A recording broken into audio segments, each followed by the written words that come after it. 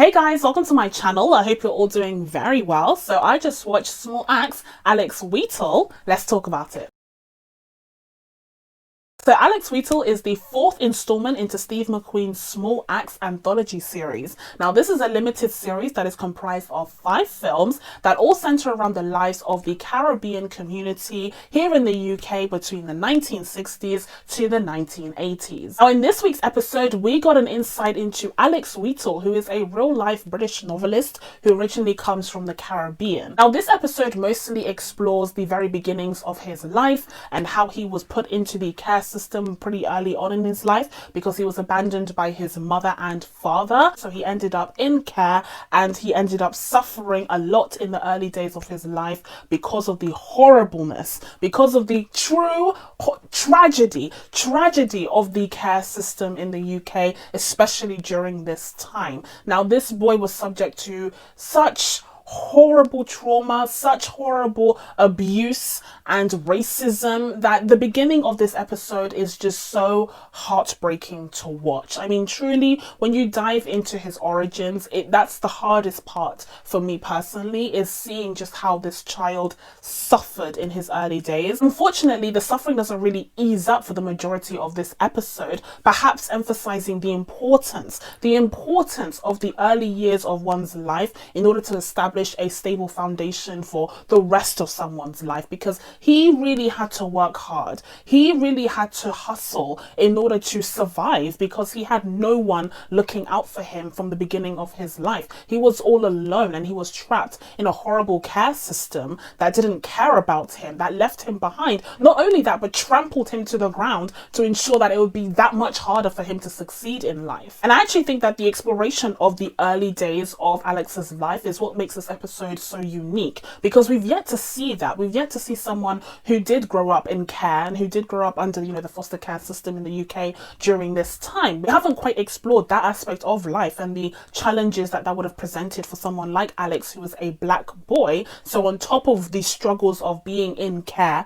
and in the foster care system in the UK during this time, we also have the fact that he's dealing with a lot of racism, a lot of discrimination, and with someone who is supposed to be taking care of him as his foster mother, but ends up just despising him and hating him. But as Alex gets older and he becomes assimilated in the Caribbean community that exists in Brixton in London during this time, you get a more familiar storyline start to pick up around him, where you have this young man who has, dreams to work in music, and that's kind of what he wants to focus on, is his music during that time. But otherwise, because of the limitations in opportunities that he's been presented as someone who very much started life with so many disadvantages at his feet, you can definitely see the struggle. You can definitely see the difficulties in trying to strive for anything because of those limitations that he's been presented with. But these events lead up to the Brixton riots and Alex's involvement in them, and actually we do see scenes of him in the prison cell itself, and that is because he was arrested as a result of his involvement in the riots. Now we don't find that out until much later, but it's interesting to see how these events play out in this non-linear narrative, where we're able to see how Alex got his beginnings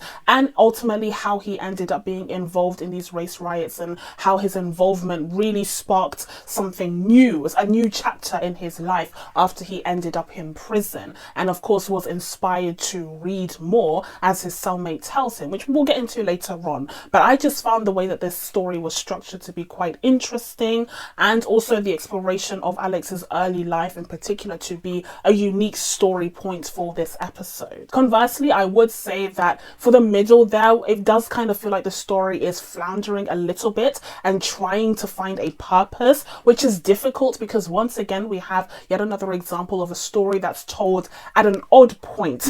The story of Alex, who is this famous British novelist, is told at a time when he has nothing to do with books, which is an interesting choice from Steve McQueen. Similarly to how in the case of last week's episode we had Leroy Logan, who was this police officer, and in last week's episode he became a police officer, but he was at the beginning of his career. He hadn't quite reached the career standout moments that he does later on in his career in real life, and so it becomes difficult then to see the purpose of the film.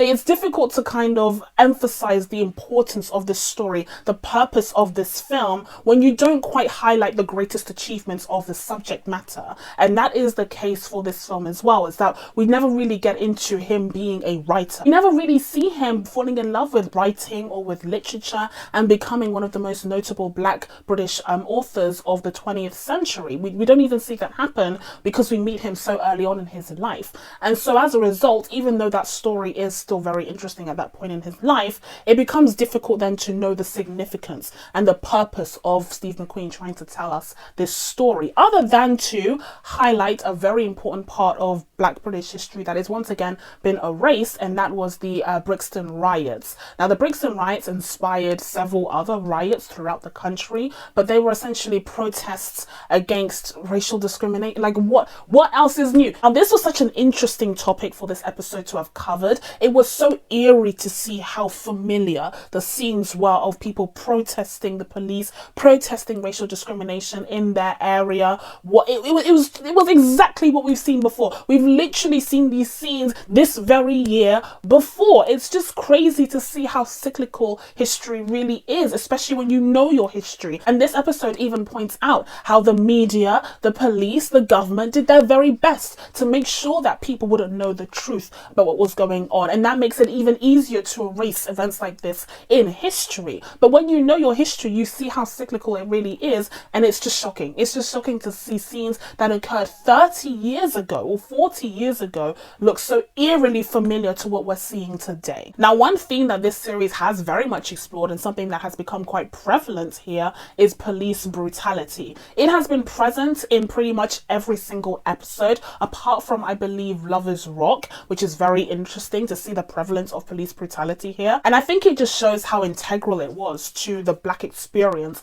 during this time, unfortunately. I think it just shows how inescapable it was, because in all corners of this time period, in all corners of the community, we are seeing police brutality, and that just tells you just how ever present it was. Now, here we see it presented similarly to how it was in Mangrove, where we have the Black community protesting against injustice, and they're also angered by the silence surrounding these events, the fact that 13 innocent Black lives have been lost and no one will say anything about it, and the police are trying to suppress this news, as well as the media. That's the kind of anger that is driving this protest and these riots. And so we see the police brutality take place in this environment, and it's very reminiscent to what we saw, like I said, in Mangrove. And I think this is especially interesting considering that this comes after last week's episode where we focused on a Black police officer. Here we seem to have gone back to the other side of the equation, where we have Black protesters fighting against racial injustice, and we see the police react in this incredibly racist,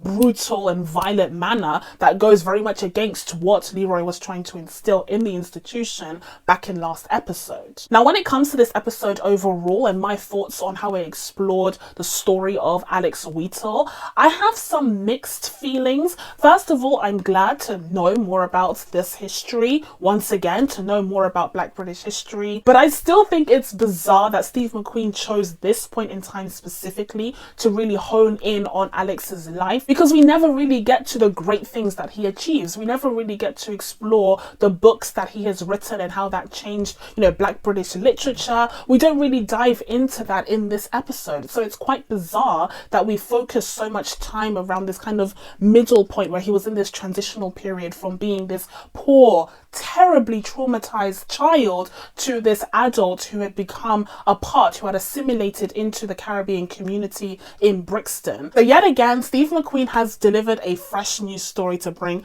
to modern day audiences, and a story from Black British history that once again has been lost through time, which I greatly appreciate. But he does so in a relatively conventional manner that doesn't really stand out as spectacular filmmaking, and that's a comment that I've been making for several episodes now, so it's getting a little worrying now. And I would also say once again that the choice to focus in on Alex's life when he hadn't yet accomplished the works that he is known for was a bit of an odd one, especially because those accomplishments that he later on achieves are kind of brushed over in this episode, and they're simply just explained away by the text at the very end. Although that is an upgrade from last week's episode, where I did mention that I wanted to see some sort of text explaining the accomplishments of Leroy Logan to really highlight the importance of of this story being told in that episode. So I like the fact that we did get that kind of explanation of the significance of this person at the end of the episode here, but we don't really see it on screen. So that's my next criticism, is